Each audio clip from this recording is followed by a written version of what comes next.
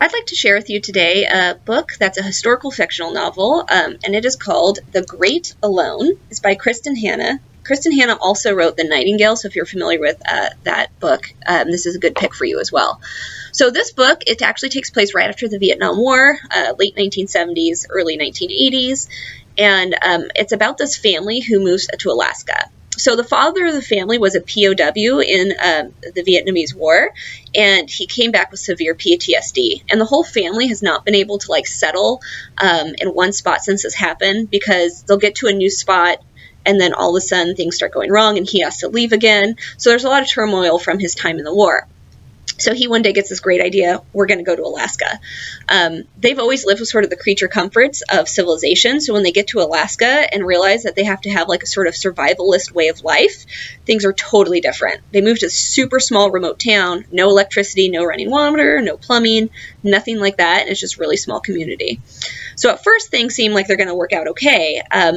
But as Lenny, the daughter, reminds us, the winter is coming, and the winter is really long in Alaska, and her dad has never done good in the dark.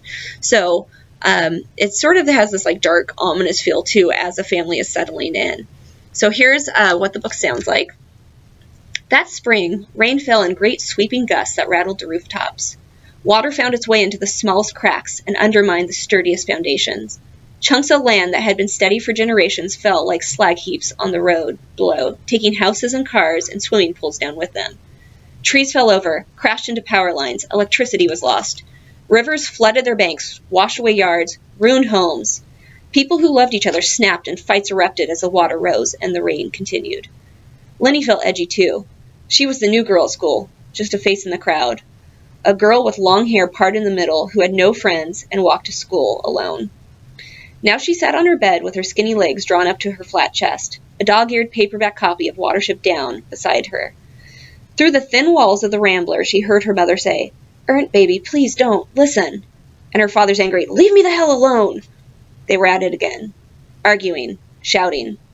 Soon there would be crying. Weather like this brought out the darkness in her father. So if you're interested in historical fiction, if you also like survivalist stories, this would be a really amazing one to pick up. Give Kristin Hannah's The Great Alone a chance.